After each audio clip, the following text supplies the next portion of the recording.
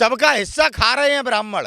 पोल खुल गई आज जो देश में सत्ता है, जो नरेंद्र मोदी जी की सरकार है, उस सरकार में आप देख लीजिए, हमारे उत्तर प्रदेश में डबल इंजन की सरकार है। 55 स्वर्ण समाज के IPS और IAS हैं। और यही बीजेपी के लोग, यही भाजपा के लोग कहते थे अखिलेश यादव जी की सरकार में सबसे ज़्यादा यादव लगे हुए हैं, बेवकूफ़ बनाते थे जनता को। आज तो योगी बाबा की सरकार है, 55 जिलाधिकारी हैं इनके IPS और IAS स्वर्ण समाज के। और क्या योग्य लोग नहीं हैं? किस तरीके से बहुजन समाज के साथ ये लोग, ब्राह्मण लोग जो आज विरोध कर रहे हैं जातिगत जनगणना का, दिल्ली में ले लीजिए आप रितु सिंह को, पढ़ी लिखी एक प्रोफेसर है, ठीक है, और सविता रॉय प्रिंसिपल से ज़्यादा डिग्री है प्रोफेसर रितु के पास। आज उसको केवल बहुजन लड़की है तो जाति के भेदभाव में आज उसको नौकरी से निकाल दिया है, क्योंकि उसने अपनी क्लास में लोगों को संविधान के अधिकारों के बारे में जानकारी दे दी। तो ये कर रहा है ब्राह्मण देश में।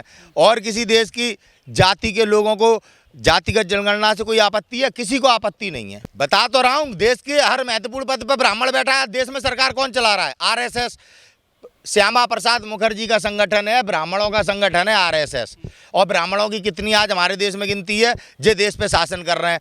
आज मैं पूछना चाहता हूँ, मुसलमान की क्या भागीदारी है देश में? आज मैं पूछना चाहता हूँ, दलित समुदाय में बहुत सारे लोग आते हैं, बहुत सारी जातियाँ आती हैं, आप लोगों की क्या भागीदारी है? राजपूतों की क्या भागीदारी है? जितने भी कैबिनेट मंत्री हैं, राजनाथ सिंह जी को छोड़ के, नरेंद्र सिंह तोमर कृषि मंत्री जी को छोड़ के, सारे राज्यसभा से चुने हुए हैं। जो जनता ने प्रतिनिधि चुन के भेजे हैं वो तो कोई कैबिनेट मंत्री है ही नहीं। आप देखिए कैसा भेदभाव कर रहे हैं। पोल खुल गई। लालू यादव जी ने जातिगत जनगणना करा के ब्राह्मणों की पोल खोल दी। इन हिंदुत्व के नाम पे जो देश को गुमराह करते हैं, बगलाते हैं कि अरे काल्पनिक बातें करते हैं, 20 साल बाद मुसलमानों से खतरा है, फलाने साल बाद खतरा है, तो इनकी पोल खुल गई है।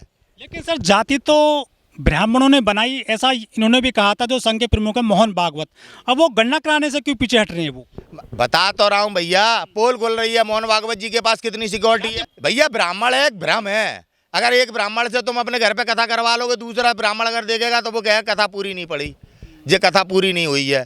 समझे? ब्राह्मण का मतलब ब्रह्म है। ब्रह्मा जी से ब्रह्म ज्ञान है सर उन्हें। अरे ब्रह्म ज्ञान नहीं है। महादेव ने की जाओ शिवलिंग को नाप के आओ, जो शिवलिंग कहाँ तक है, तो ब्रह्मदेव आके झूठ बोल गए कि मैंने नाप लिया साहब, पूरा नीचे मुझे छोर मिल गया, गवाह भी ले आए थे संग में। महादेव ने की आज से तुम्हारी पूजा नहीं होगी। समझ में आई? तुरंत महादेव ने न्याय करा। ब्राह्मणों को पूजोगे तो जो तुम्हारा सब कुछ छीन लेंगे। हम राजपूतों का आज सब कुछ छीन लिया ब्राह्मणों ने, आज हम गुलाम बने डोल रहे हैं RSS के। हमें देख लो, राजपूतों को देख लो, कहाँ राजपूतों पे कुछ है? सरकार आज चल रही है RSS की, राजपूतों का घंटा बज रहा है। मंत्री हैं राजनाथ जी। आप बोल पा रहे हैं? रिमोट कंट्रोल की सरकार कहते थे मनमोहन जी को। अब बताओ कौन सा भारतीय जनता पार्टी मुख्यमंत्री हैं? हाँ तो कुछ काम कर पा रहे हैं योगी जी? वो तो पोस्टर। हम ही मुख्यमंत्री, और क्या चाहिए सर आपको? कोई मुख्यमंत्री नहीं है, सब गुलाम बने पड़े हैं। मुंह से एक आवाज नहीं निकल रही। काम क्या कर रहे हैं? चाहे बाबा योगी हो, अपना नाम बदला, अजय वशिष्ठ आदित्यनाथ योगी, नाम बदलने का शौक है बस, और कोई काम बता दो।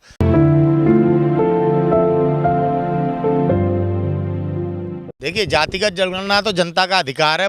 मैं धन्यवाद करना चाहूँगा बिहार सरकार का कि उन्होंने जातिगत जनगणना की। पूरे देश की जातिगत जनगणना होनी चाहिए। बौखलाहट है आज ब्राह्मणों में। बड़ा हिंदुत्व के नाम पे थोड़े से लोग हल्ला मचाते थे, ये लगता था कि पूरा देश हल्ला मचा रहा है।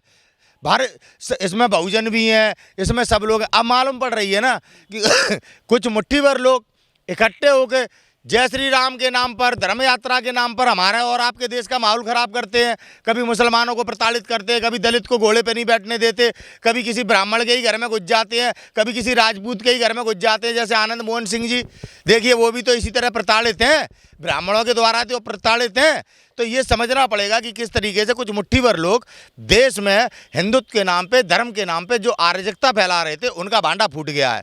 आप देखो जातिगत जनगणना का विरोध कौन कर रहा है देश में? केवल RSS और बजरंग दल और ब्राह्मण लोग। क्यों कर रहे हैं? इसकी क्या ऐसी प्रमुख वजह? अगर आज मुसलमान को पता पड़ गई भैया हमारी इतनी संख्या है, आज अगर OBC के लोगों को मालूम पड़ गई हमारी इतनी जनसंख्या, तो क्या दिक्कत है?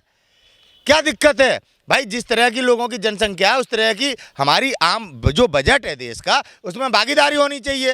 रामराज, तभी तो बता रहा हूँ, विधानसभा के सामने उत्तर प्रदेश लखनऊ में बेटी लोग महिला आंदोलन कर रही थी, उसका बलात्कार हो गया। दिल्ली UP भवन में बेला फुसला के कि तुम्हें नेता बना देंगे, उसका बलात्कार कर दिया दिल्ली UP भवन में।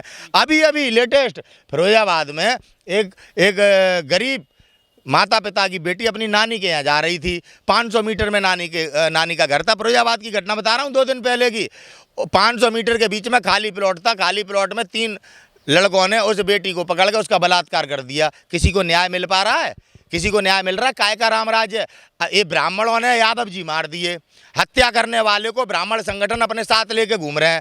वो लड़का हत्यारा है जिसने यादव जी की हत्या करी है, वो गंजा सा घूम रहा है आजकल। ठीक है, हत्यारे को मान बना रहे हैं। सलभ मणि त्रिपाठी उसके साथ चश्मा लगा के और उसे हीरो बना रहे हैं। हत्यारों को माला पहनाते हैं, बलात्कारियों को ये माला पहनाते हैं। बिल्किस बानो के जो बलात्कारी रिहा कराए, सुप्रीम कोर्ट भी उस पर कह रहा भैया इन्हें कौन से आधार पर रिहा करा दिया? जब भाजपाई उन्हें माला पहनाते हैं। भैया बलात्कारियों को माला पहनाने वाले लोग मतलब रामराज्य की बात करेंगे? क्या बातें कर रहे हो आप? अजय वशिष्ठ से अपना आदित्यनाथ योगी नाम रख लिए, कभी कहता ताजमहल का नाम बदल देंगे, कभी कहता फलाने शहर का नाम बदल देंगे। इसे विकास कहते हैं क्या? बेवकूफ़ बना रहे हैं भाई, बेवकूफ़ बना रहे हैं। राजपूतों को गुलाम बना के रखा है आरएसएस ने। अरे आप तो सर बहुत बलिदानी कौम रही है भैया। हम बलिदानी कौम वाले रहे ना, तो अब इनने ब्राह्मणों ने हमें त्याग करवा के इनने हमसे ये कहते हैं राजपूतों ने रियासतें दान कर दी, देश बस गया। और फिर कहते हैं जे उल्लू बनाते तुमसे, राजपूतों से कहते हमसे कहते देखो तुमसे सबरी रियासतें कांग्रेस ने छीन ली। तो ये है ब्राह्मण, चित्त भी मेरी पट्ट भी मेरी। ब्राह्मणों की बात मानोगे तो अपना घर बर्बाद कर लोगे, पूरे भीख मांगने योग्य हो जाओगे और जे अपने आराम से गाड़ियों में घूमेंगे। आज बताओ देश में क्या है? सब कुछ संपत्ता ब्राह्मणों के पास है या नहीं है? 238 किलो सोना केदारनाथ मंदिर से चोरी हुआ। कौन से देश का ब्राह्मण बोल रहा है? कौन सा हिंदू संगठन इसके पीछे आवाज़ उठा रहा है? क्योंकि चोरी यही है, सोना इन्हीं ने चोरी करा है। वैसे तो पालघर में जब संत मर गए, महाराष्ट्र में उद्धव ठाकरे की सरकार थी तो बौरा गए थे। और जब महंत नरेंद्र गिरी मरे, उत्तर प्रदेश में मठ में फांसी लगा दी, सारे बौराने वाले गूंगे पड़ गए। तो समझो ये ब्राह्मण क्या है? ब्राह्मण लूट रहा है।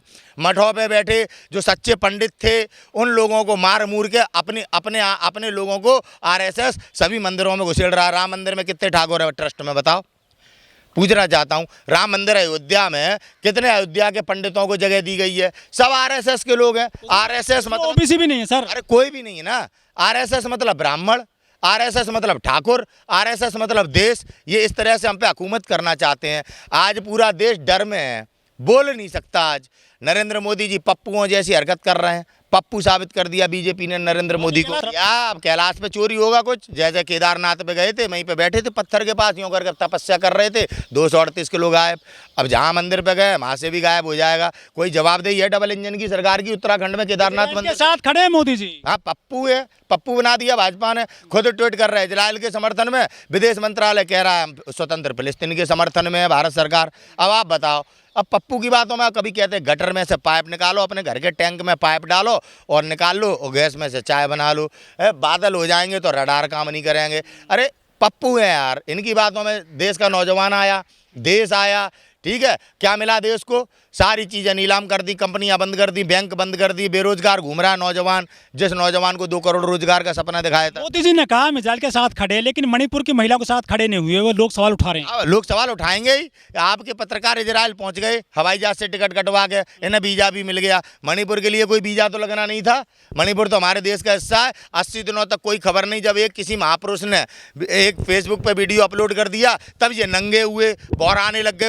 उसी व्यक्ति पे इन्हें कार्रवाई कर दी जिस व्यक्ति ने पूरी देश को ये बताया कि भैया महिलाओं को नग्न करके उनके साथ सरेआम बलात्कार हो रहे हैं। ऐसे तो रावण के युग में नहीं हुए थे भैया। सीता माता पवित्र रही, ये रावण की मर्यादा थी। आज तो हमारे देश के प्रधानमंत्री पता नहीं किस चरित्र के हैं, जो हमारे देश में बहन बेटियों के शोषण ऐसे होते चले जा रहे जैसे चैन स्नैचिंग की घटनाएं घटती थी। और प्रधानमंत्री जी सो रहे हैं, बड़ी बड़ी बातें करते हैं, बड़े राष्ट्रवादी बनते हैं, हिंदू हृदय सम्राट बनते हैं। नई संसद का ऐसा उद्घाटन करा जैसे पता नहीं कितने बड़े महापुरुष हैं। देश में बेटियों को नंगा करके घुमाया जा रहा है। शर्म नहीं आती देश के प्रधानमंत्री को? किस तरह से हमारे देश के पीएम पद को इन्होंने मतलब इतनी बुरी तरीके से बदनाम कर दिया है। इतना मतलब पीएम पद को मतलब इन्होंने निचले पायदान पे ला दिया है नरेंद्र मोदी जी ने। ये देश का दुर्भाग्य कि ये हमारे देश के प्रधानमंत्री हैं। समझ में आया? आज देश में इनका विरोध है, उस विरोध को ये मीडिया से छुपाना चाहते हैं कि मीडिया में इनकी वाहवाही हो रही है। अंजना ओम कश्यप इनकी वाहवाही कर रही है, रजत शर्मा इनकी वाहवाही कर रही है। सवाल तो पूछते नहीं कि भाई 5 ट्रिलियन अर्थव्यवस्था कहाँ है? सवाल तो पूछते नहीं। 2 करोड़ रोजगार कहाँ है? सवाल तो पूछते नहीं। 1 लाख करोड़ रुपए भाई वर्ल्ड बैंक से क्यों लिया? सवाल तो पूछते नहीं कि इन महिलाओं के साथ जो बलात्कार हो रहा है उसके खिलाफ क्या कानून बना रहे हो? सवाल तो पूछते नहीं कि मणिपुर में आप जो इतने 5,000 राइफलें गायब हुई ये कब बरामद होंगी। ईडी और सीबीआई भेजते हैं उन लोगों के पास जो लोग इनसे सवाल पूछते हैं।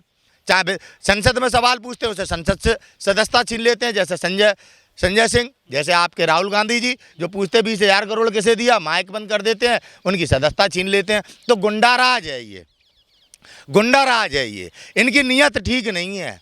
लोग गलतियां करते हैं लेकिन उनकी नीयत पे बात होती है, नीयत साफ होती है।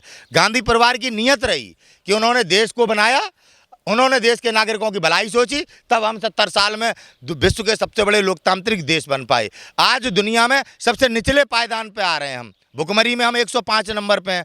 बांग्लादेश का हमने स्ट्राइक की थी, इंदिरा गांधी जी ने बांग्लादेश का निर्माण किया।